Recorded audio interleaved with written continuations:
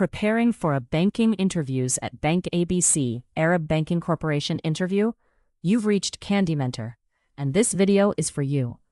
We'll walk through 15 key questions you're likely to face.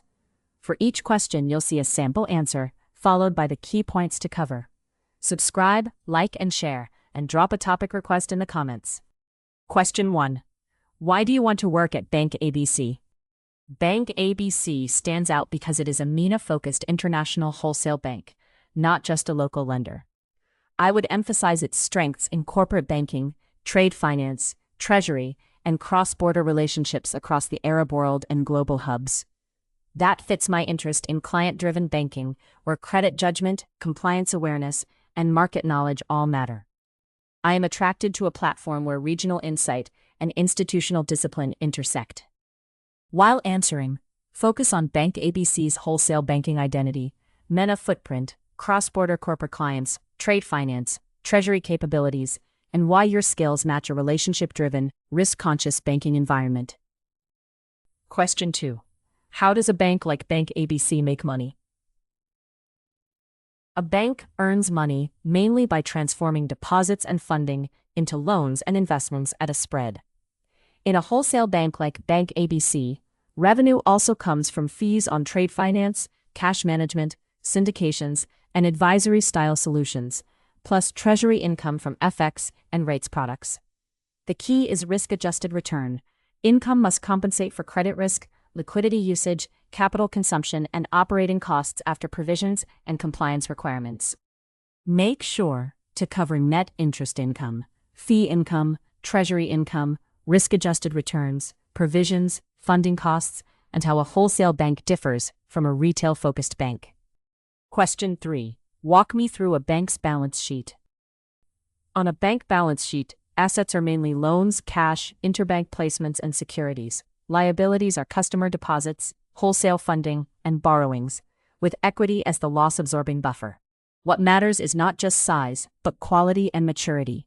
Loan mix, non-performing exposure, funding stability, liquidity reserves, and capital adequacy. For Bank ABC, I would also look at geographic concentration and exposure to corporate, treasury, and trade-related assets. In your answer, talk about key bank assets, liabilities, equity, funding stability, asset quality, liquidity buffers, capital adequacy, and why maturity mismatch is central to banking risk.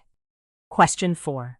What is International Financial Reporting Standards 9 Expected Credit Loss Provisioning? International Financial Reporting Standards 9 moves provisioning from an incurred loss model to an expected credit loss model.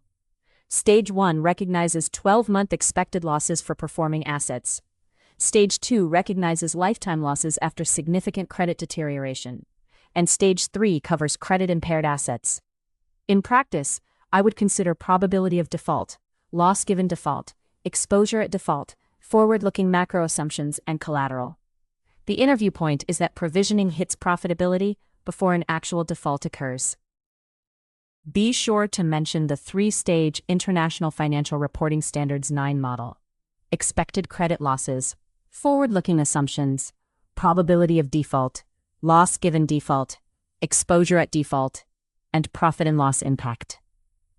Question 5. How would you assess the creditworthiness of a corporate borrower? I start with repayment capacity, not collateral.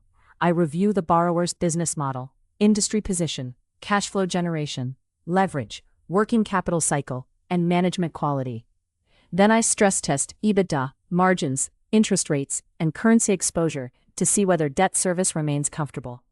Collateral and guarantees reduce loss severity, but they do not fix weak cash flow. For a wholesale bank, I would also assess relationship profitability and concentration limits. While explaining, focus on repayment capacity, business model, leverage, cash flow stability, collateral, covenants, management quality, industry outlook, stress testing, and how the relationship fits the bank's risk appetite. Question 6. Explain how a letter of credit works in trade finance. A letter of credit substitutes bank risk for buyer risk. The issuing bank promises to pay the exporter if compliant documents are presented, while the importer gets comfort that payment is tied to shipment evidence. For Bank ABC, trade finance is highly relevant because many clients operate across borders. The main risks are document discrepancies, country risk, sanctions, fraud, and reimbursement risk, so operations and compliance discipline are as important as client service. In your answer, explain the commercial purpose of letters of credit, the issuing and confirming bank rolls, document compliance, settlement flow, and risks such as fraud, sanctions, and country risk. Question 7. How would you price a corporate loan? I would price a corporate loan from a risk-adjusted return perspective. Start with the benchmark rate, then add a credit spread reflecting probability of default, loss given default, tenor, security, and rating. Then factor in liquidity cost, capital consumption, operating costs, and target return on equity. Relationship value matters, but it should not justify underpricing risk. Fees, deposits, FX flows, and trade volumes can improve total client profitability. Make sure to cover benchmark rates, credit spreads, tenor, collateral, capital consumption, liquidity cost, operating cost, relationship revenue, and why loan pricing must meet risk-adjusted return requirements. Question 8. What is capital adequacy, and why is CET1 important for banks? Capital adequacy measures whether a bank has enough loss-absorbing capital relative to its risk-weighted assets. CET1 is the highest quality capital because it mainly includes common equity and retained earnings. A corporate loan does not consume capital only based on nominal size. The risk weight depends on credit quality, collateral, and regulatory treatment. Strong capital ratios protect depositors, support ratings, and allow the bank to keep lending through stress. Be sure to mention CET1, risk-weighted assets, regulatory capital buffers, credit risk, market risk, operational risk, and why capital strength matters for confidence, ratings, and growth. Question 9. What happens when a loan becomes non-performing? When a loan becomes non-performing, the impact spreads across the financial statements. Interest income may stop accruing or become uncertain. Provisions increase under International Financial Reporting Standards 9, profit falls, and capital can be pressured through lower retained earnings and higher risk weights. Management then focuses on restructuring, collateral recovery, or exit. For an interviewer, I would show that credit issues are not isolated. They affect liquidity, profitability, capital, and reputation. While answering, focus on interest income recognition, International Financial Reporting Standards 9 provisions, non-performing loan ratios, capital pressure, recovery options, collateral realization, and why early warning indicators matter. Question 10. What is asset-liability management in a bank?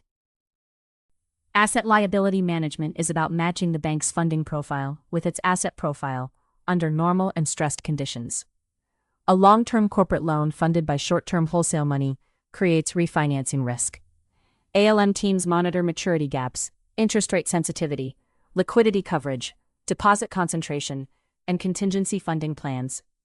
In a regional wholesale bank, this is critical because market confidence, correspondent lines, and sovereign conditions can change quickly. In your answer, talk about maturity gaps, liquidity coverage, stable funding, interest rate repricing, deposit concentration, wholesale funding risk, stress testing, and contingency funding planning discipline. Question 11. Why are KYC, AML, and sanctions controls especially important in cross-border banking? In Bank ABC's markets, compliance is not a back-office formality. It is a license to operate. KYC means understanding the customer, beneficial ownership, source of funds, business activity, and expected transaction behavior. AML and sanctions controls then screen names, countries, goods, vessels, counterparties, and unusual patterns. If something does not make commercial sense, I would escalate early rather than force a transaction through for approval. Make sure to cover customer due diligence, beneficial ownership, source of funds, sanctions screening, transaction monitoring, escalation of red flags, and the importance of reputation in cross-border banking. Question 12. How do rising interest rates affect a bank and its corporate clients? Rising rates can help or hurt a bank depending on balance sheet structure. If assets reprice faster than liabilities, net interest margin may improve. But higher rates can also reduce loan demand, weaken borrowers' debt service capacity, increase defaults, and mark down fixed income securities. I would analyze the earnings impact and the credit impact together. For corporate clients, rate movements also create hedging opportunities through swaps and treasury solutions. While answering, connect interest rates to net interest margin, asset-liability repricing, loan demand, borrower affordability, securities valuation, default risk, and hedging opportunities for corporate clients. Question 13. A corporate client has major foreign currency exposure. How would you advise them? I would first separate transaction exposure from translation exposure. If a client earns revenue in one currency but services debt or buys inputs in another, cash flow can become volatile. I would quantify the net open position, review natural hedges, then consider forwards, swaps, or options, depending on certainty and tenor. The banking angle is to protect client cash flows while ensuring the hedge matches documented exposure and risk appetite.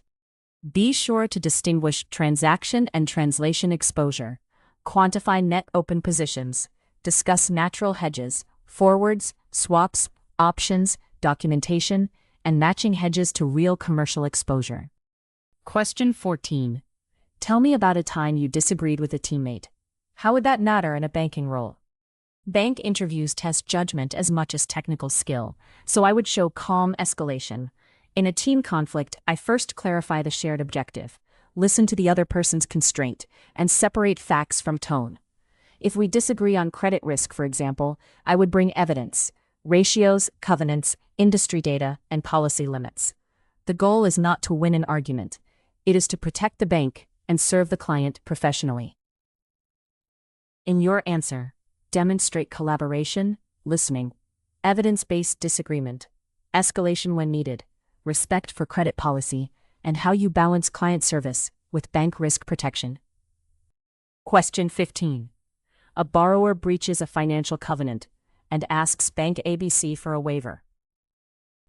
If a client breaches a covenant, I would not automatically approve a waiver.